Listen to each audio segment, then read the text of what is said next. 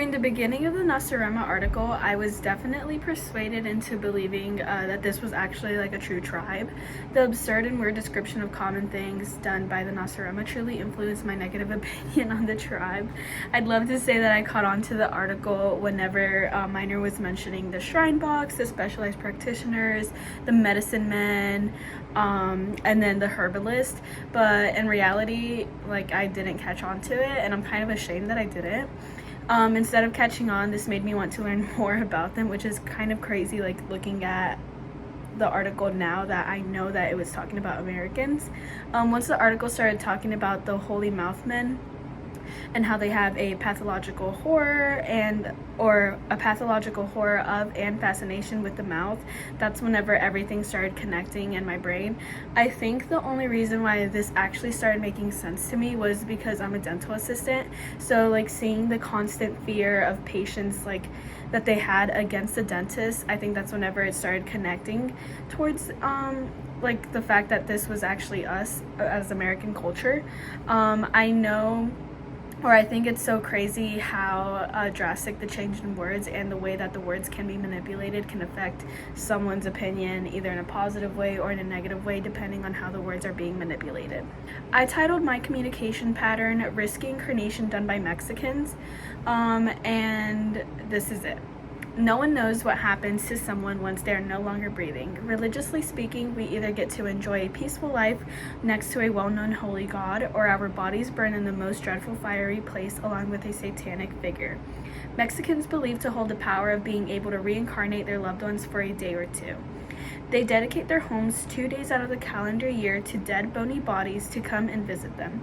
Common items that are found on the ofrendas, which is essentially an altar dedicated to each person who is 6 feet under, are pan de muerto, pozole, the deceased's favorite other foods, and baked goods.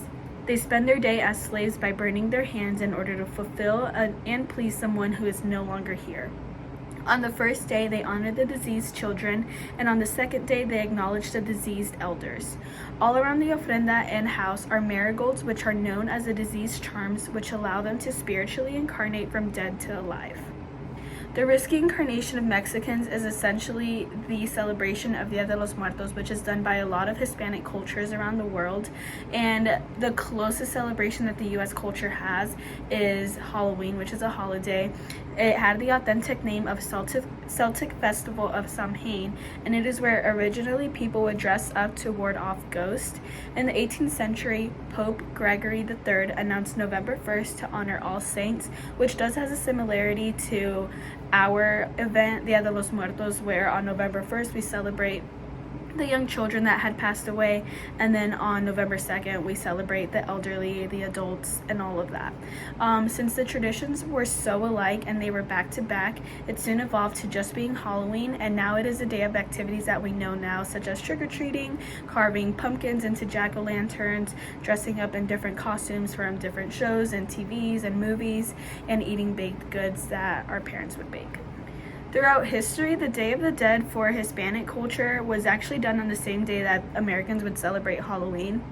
And then for some time now, the Hispanic culture, specifically Mexicans, have now distanced themselves from sharing October 31st with the American culture on Halloween, and we have now focused on November 1st and November 2nd to being the set days of our celebration of the Day of the Dead.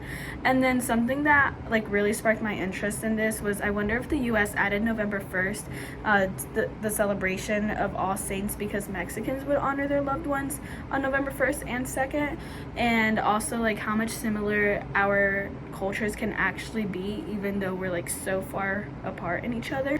I personally do see the changes that have been a part of Halloween to be beneficial, just because of the other influences that cultures have had on it. As we know now, Halloween would not have been what we know of it now if it wasn't for Europe. Most of the cultural practices actually come from Europe, and according to Halloween in the US by Info America, the involvement of honoring the saints was done for a religious renewal by the Catholic Church, who were on the rise in Europe. The Halloween that the US knows about now would not have been known if it wasn't for the Irish immigrants who came in the early 20th century. They have also involved many of their traditions by adding the trick-or-treating, the the costumes of different animations and different characters, and I really didn't know anything about that.